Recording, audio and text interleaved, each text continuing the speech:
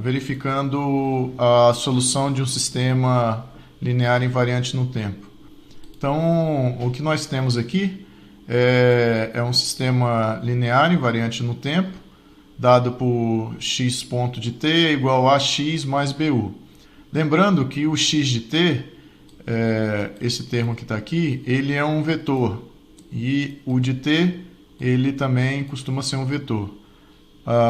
Em exercícios, em processos ou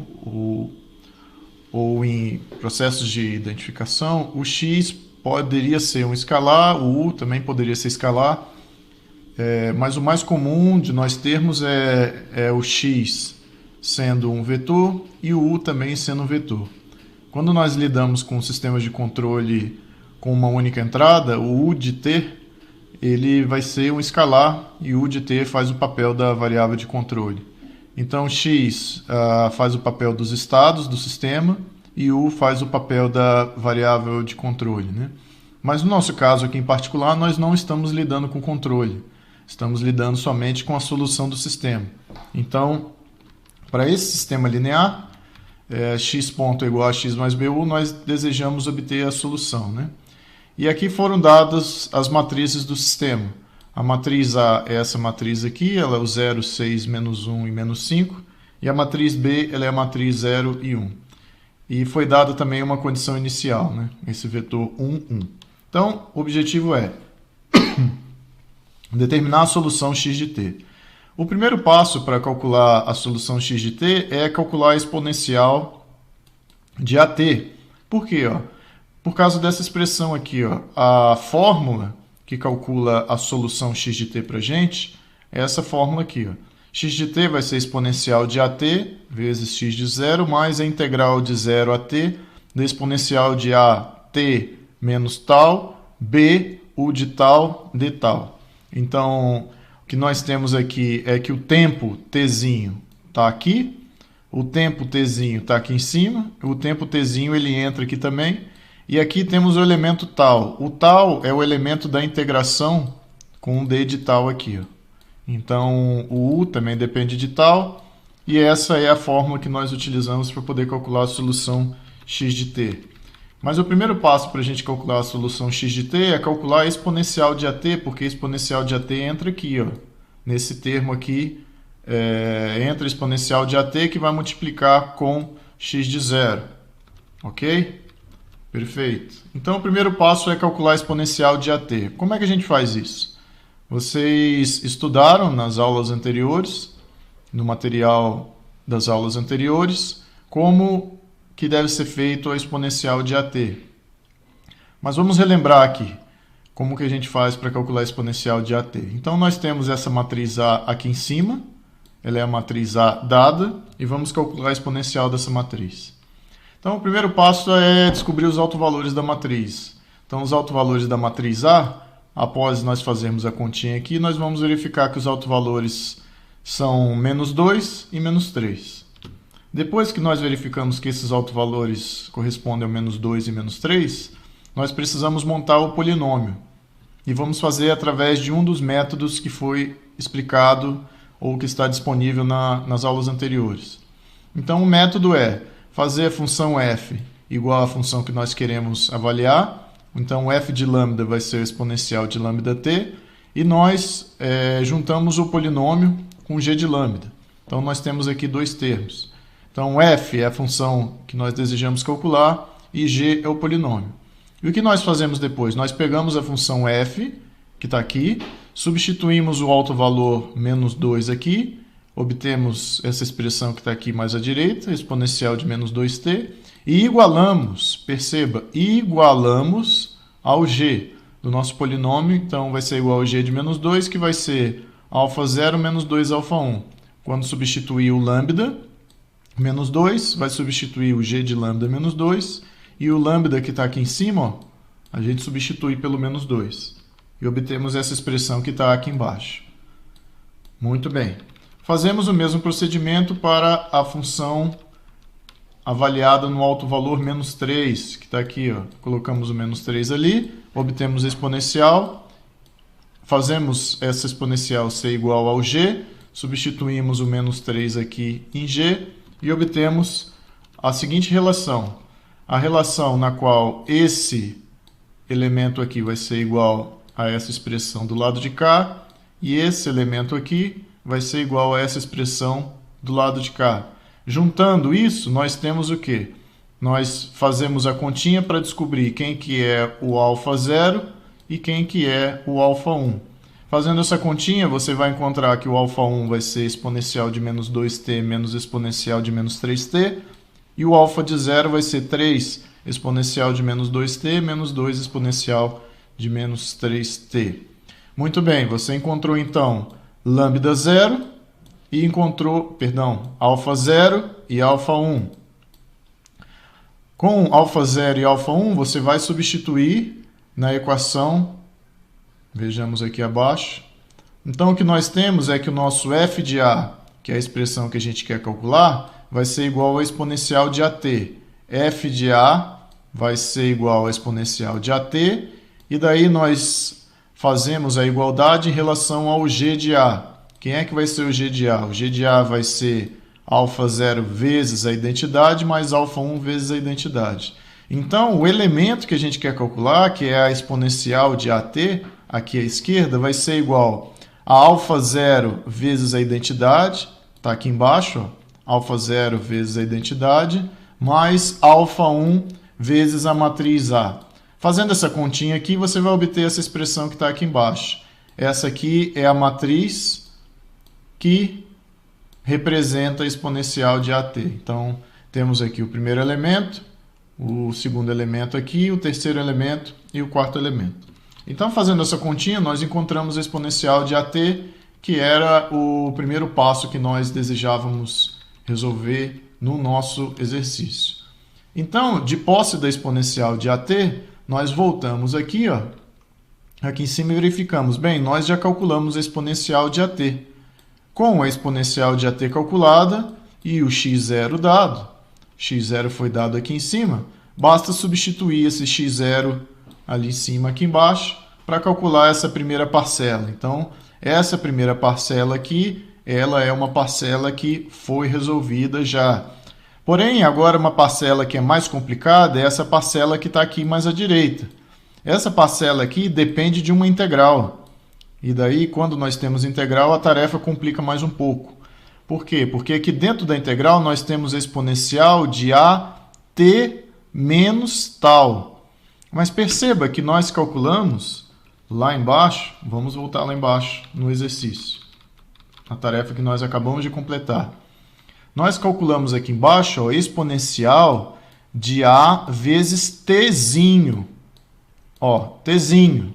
E aqui, ó, todos os elementos dependem de Tzinho. Esse aqui depende de Tzinho, esse depende de Tzinho, Tzinho, Tzinho, Tzinho, Tzinho, Tzinho aqui e outro Tzinho.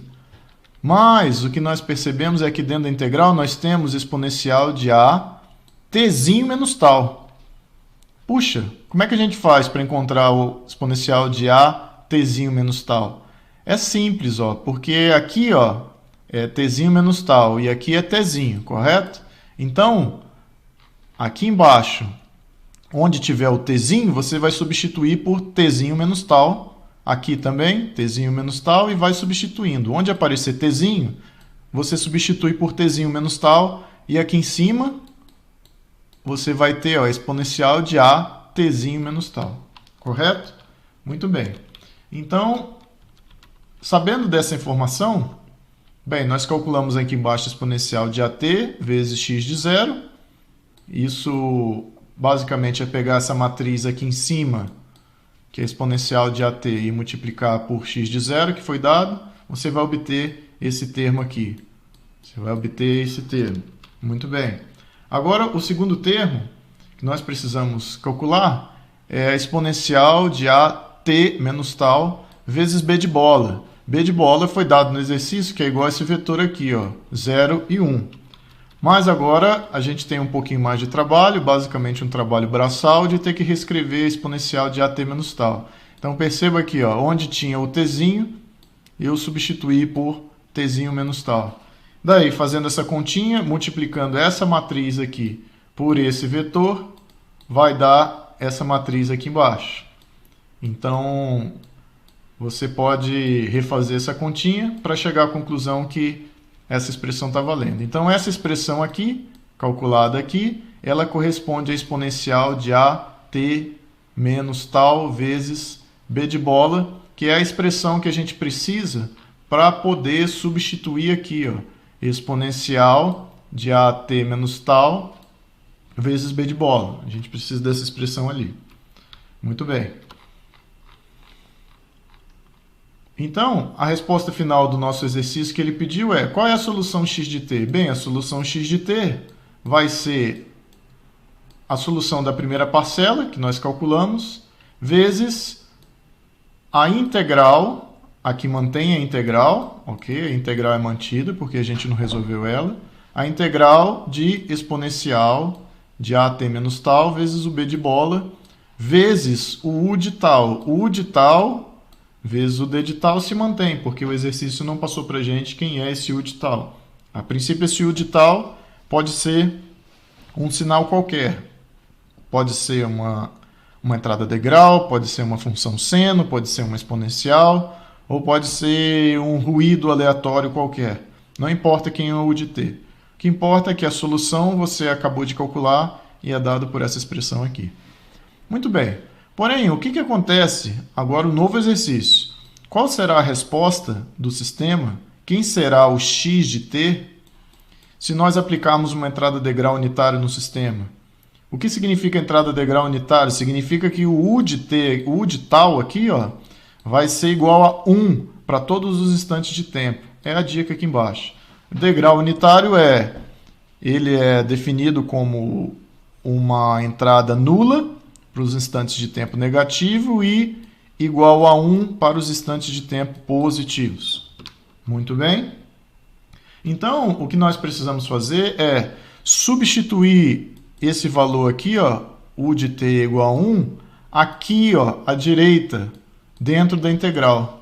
Depois que nós substituirmos ele dentro da integral, o que a gente vai ter? A gente vai obter, então, essa expressão toda, ó, essa expressão toda aqui, essa expressão toda com Uzinho igual a 1. Vou colocar aqui, ó, Uzinho igual a 1.